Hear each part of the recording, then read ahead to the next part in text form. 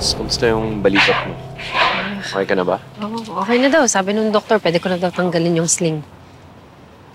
Mga pala, Alex. Ako na muna yung magtatanong kay Dwight, ha? Nagsasensyahan na lang kita kapag pwede mo na siyang kausapin. Rose, salamat ah. Siyempre naman. Para kay Ineng. Para kay Ineng.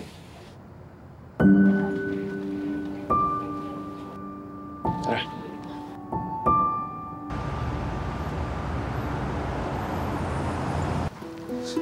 Alex.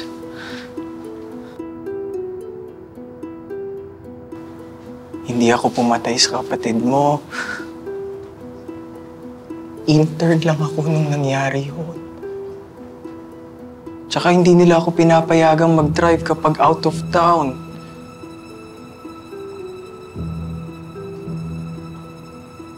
Meron ka bang record kung sino nag-drive nung araw na yun? Hindi kami nagtatago ng record ng ganong katagal. Pero may suspecha ako kung sinong pumatay sa kapatid mo.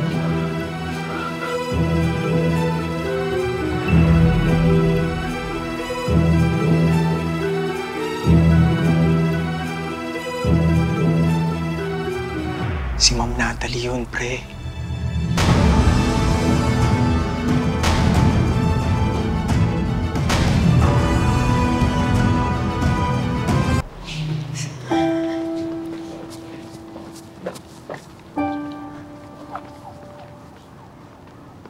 Rose,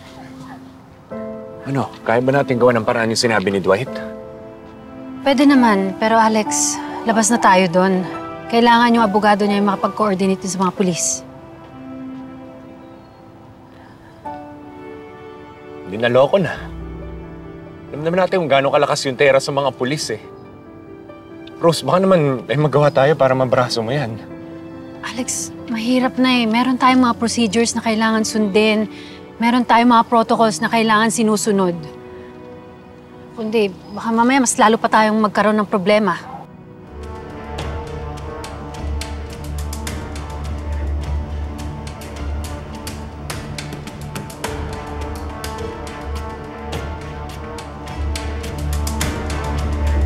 Tatakbo ang oras.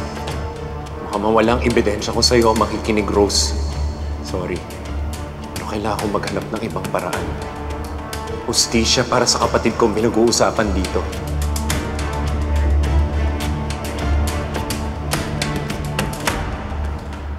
Nabalitaan ko nga, may naresto para sa hit and run ni Ineng.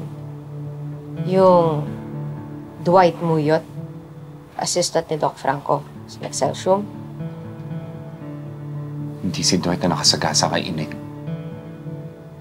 Si Ma'am Natalie. Meron daw ebidensya si Dwight na magpapatunay sa mga sinasabi niya. Pero wala pa sa kamay ng mga investigador. Agent Lirio, pasensya ka na. Dumating na yung sasakyan na magdadala kayo muna sa City Jail. Pwede bang 5 to 10 minutes lang? Tatapusin lang namin yung pinag-uusapan namin. Hindi po pwede mo. Kami naman makakapagalitan.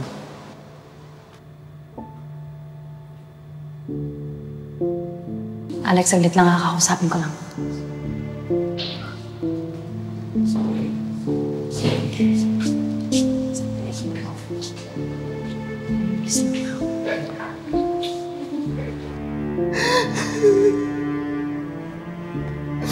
It is.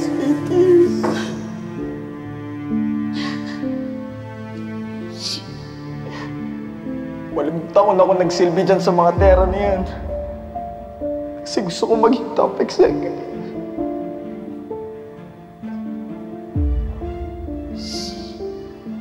Pero hindi ako tanga.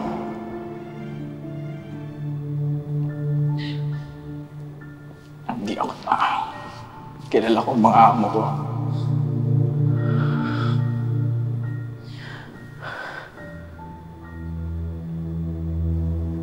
Kilala ko ang mga tera.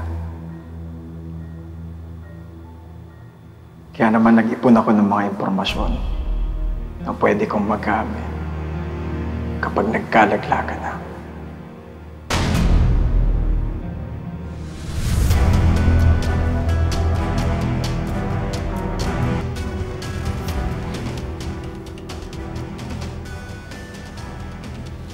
Bakit mo sa akin sinasabi to? Hindi kay Ate Rose. Eh, Amira, kilala mo naman si Rose eh. Dadaan pa yan sa tamang proseso. Hanapan pa ng search warrant, ng mga dokumento. Eh, paano pag napunta na sa kamay ng Terra ebidensya? Sisirain lang nila yon bago pa natin makita. Eh, Amira, kailangan ko yung tulong mo.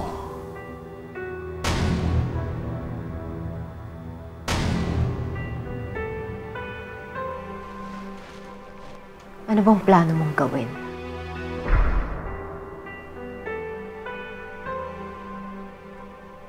Pumunta tayo sa apartment ni Dwight.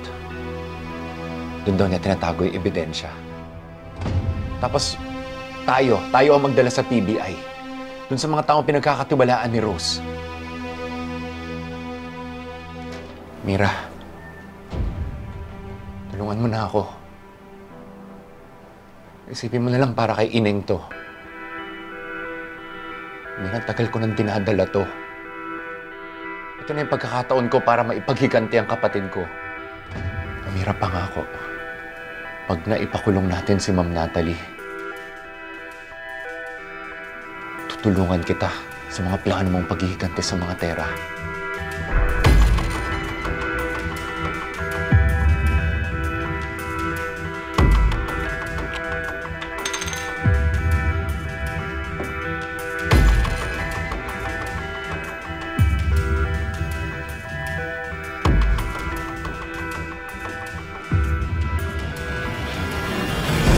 Alex.